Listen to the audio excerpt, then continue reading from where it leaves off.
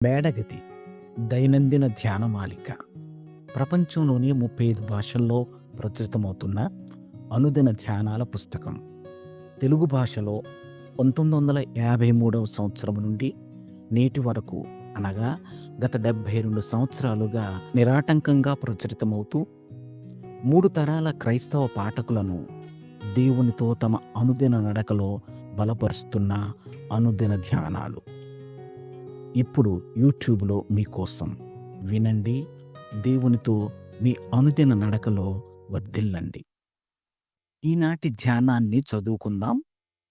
శుక్రవారం, డిసెంబర్ 13, 2024.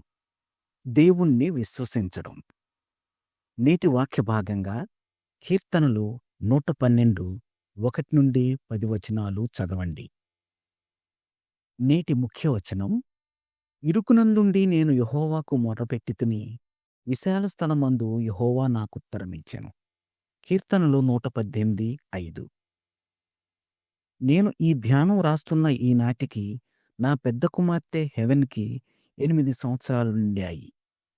2022 ఏప్రిల్లో ఆమెకు జనరలైజ్డ్ అబ్సెన్స్ సీజర్స్ అనే ఫిట్స్ వ్యాధి నిర్ధారణ అయింది. అది మా కుమార్తె యొక్క ఆరోగ్యానికి సంబంధించినది గనుక అంతటి బాధాకరమైన వార్తను మేమింతవరకు ఎన్నడూ వినలేదు.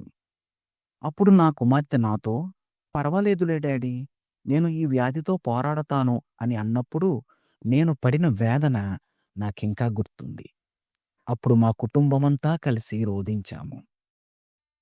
డాక్టర్ మా కుమార్తెకు అవసరమైన ట్రీట్మెంట్, మందులు నిర్ణయించాలంటే ఆమె ఎంఆర్ఐ స్కాన్ తీయించుకోవాల్సి ఉంది.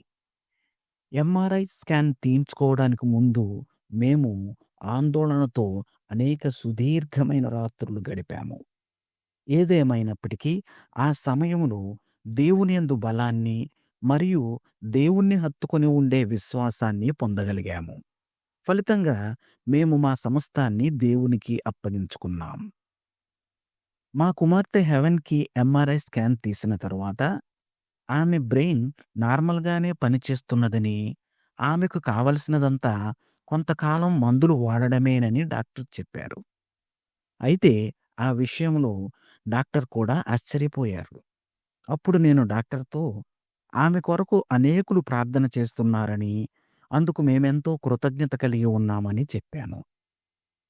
6 నెలలు మందులు వాడిన తరువాత మా కుమార్తె పూర్తిగా కోలుకుంది. ఆమెకు మరలా ఒక్కసారి కూడా ఫిట్స్ రాలేదు. నిజంగా దేవుడు నమ్మదగినవాడు.